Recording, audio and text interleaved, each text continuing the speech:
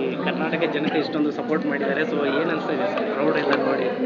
ತುಂಬ ಖುಷಿ ಇದೆ. ಇನ್ನು ಅಂದರೆ ಮಾರ್ನಿಂಗ್ ಶೋ ಒಂದಷ್ಟು ಜನ ನಮ್ಮವರೇ ಇದ್ದರು, ನೀವಿದ್ರಿ.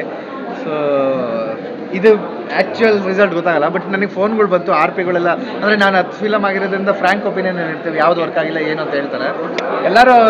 ನಾನು ಹೊಸಾಗಿ ಬರ್ತಿರೋದು ಒಂದೇ ರಿಪೋರ್ಟು, ಸೆಕೆಂಡ್ ಆಫ್ ಎಕ್ಸ್ಟ್ರಾಡಿನರಿ ಅಂತ.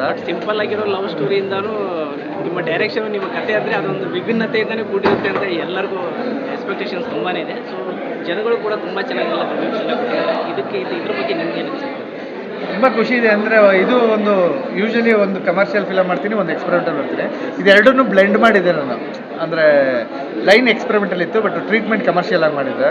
ಸೊ ನನಗೊಂದು ಭಯ ಇತ್ತು, ಬಟ್ ಇವತ್ತು ನೋಡಿದಾಗ ಅಂದರೆ ನನ್ನ ನೆಕ್ಸ್ಟ್ ಮೂವಿ ಹೀರೋಗಳು ಮತ್ತು ಹಿಂದಿನ ಫಿಲಮ್ ಅವರೆಲ್ಲರೂ ಬಂದ್ರಲ್ಲ, ಅವ್ರು ಫ್ರ್ಯಾಂಕಾಗಿ ಹೇಳ್ತಾರೆ ಏನು ವರ್ಕ್ ಆಗ್ತಿದೆ, ಏನು ವರ್ಕ್ ಆಗ್ತಿಲ್ಲ. ಯಾಕಂದರೆ ನಮ್ಗೆ ಇನ್ನೂ ಚಾನ್ಸ್ ಇರುತ್ತೆ, ಇವಾಗ ಹೋಗಿ ಎಡಿಟ್ ಮಾಡ್ಬೋದು, ಹಂಗೆಲ್ಲ ಇರುತ್ತೆ.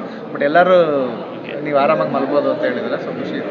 ಸೆಕೆಂಡ್ ಹಾಫ್ ಬಗ್ಗೆ ತುಂಬ ಜನ ತುಂಬ ಚೆನ್ನಾಗಿ ರೆಸ್ಪಾನ್ಸ್ ಬರ್ತಾ ಇದೆ ಸರ್. ಆ್ಯಕ್ಚುಲಿ ಅದು ಹಂಗೆ ಫಸ್ಟ್ ಹಾಫ್ ಬಂದಾಗ ನಾನು ಕೇಳಿದಾಗ ಹೇಳಿದ್ರು ಫಸ್ಟ್ ಹಾಫ್ ಬೇರೆ ಥರನೇ ಇದೆ, ಚೆನ್ನಾಗಿದೆ ಅಂತ.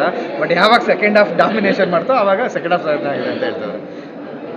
ಒಂದು ಹೊಸ ಥರ ಪ್ರಯತ್ನ ಆಗಿದೆ ಸರ್ ಇದರಲ್ಲಿ. ಜನಗಳು ತುಂಬಾ ಇಷ್ಟಪಟ್ಟಿದ್ದಾರೆ. ಖುಷಿ ಇದೆ.